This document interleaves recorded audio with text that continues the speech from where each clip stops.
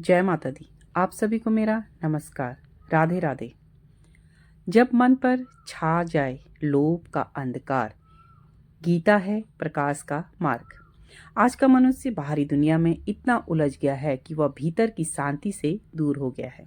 ऐसे में गीता हमें उसी आंतरिक स्थिरता की ओर लौटने की प्रेरणा देती है, जहाँ से प्रेम, संतुलन और सच्ची खुशी का आरंभ होता है। श्रीमद् भगवद गीता केवल एक धार्मिक ग्रंथ नहीं, बल्कि जीवन का गहराई से मार्गदर्शन करने वाला अद्भुत स्रोत है। यह हमें सिखाती है कि कठिन समय में भी मन और आत्मा को शांत रखकर बिना फल की चिंता किए कर्म करना ही सच्चा धर्म है। जब जीवन में भ्रम, दुख और असंतुलन होता है, तब गीता आत्मबल देती है। इसका मूल संदेश निष्काम कर्म, आत्मज्ञान और ईश्वर में विश्वास है। आज का मनुष्य बाहरी दुनिया में इतना उलझ गया कि वह भीतर की शांति से दूर हो गया है। ऐसे में गीता हमें उसी आंतरिक स्थिरता की ओर लौटने की प्रेरणा देती है, जहाँ से प्रेम, संतुलन और सच्ची खुशी का आरंभ होता है। वर्तमान समय में हर इंसान लोभ, लालच इस तरह फंसता चला जा रहा है कि उसकी मानसिक स्थिति बिगड़ जा रही है।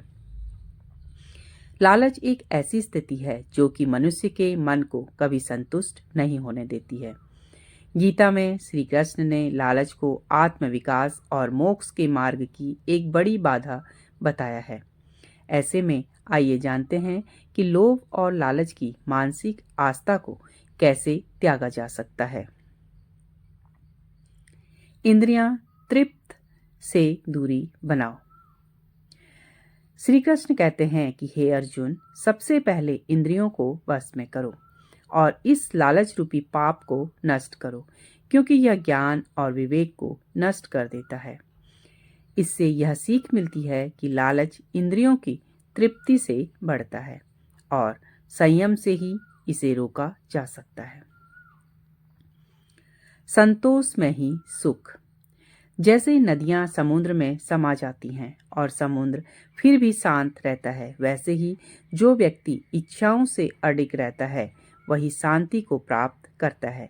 गीता का यह उपदेश हमें सिखाता है कि इच्छाओं की पूर्ति से नहीं, बल्कि नियंत्रण से सच्ची शांति मिलती है। इन 3 दोषों का करें त्याग। काम, क्रोध और लोभ ये 3 नरक के द्वार हैं जो आत्मा का नाश करते हैं। इसलिए इन तीनों को त्याग देना चाहिए। गीता उपदेश के अनुसार लोभ यानी लालच एक आत्म विनाश का कारण है। इसे त्यागना आवश्यक है। निष्काम कर्म। गीता उपदेश में भगवान श्री कृष्ण कहते हैं कि तुम्हारा अधिकार केवल कर्म करने में है, फल में नहीं। अगर हम फल, लाभ, पैसा, पद की लालच में कर्म करेंगे तो लालच बढ़ेगा। ऐसे में निष्काम कर्म से लालच कम होता है। आपको अगर हमारी वीडियो अच्छी लगी हो तो प्लीज़ लाइक, शेयर, सब्सक्राइब कीजिए। कमेंट्स में राधे राधे जरूर लिखें।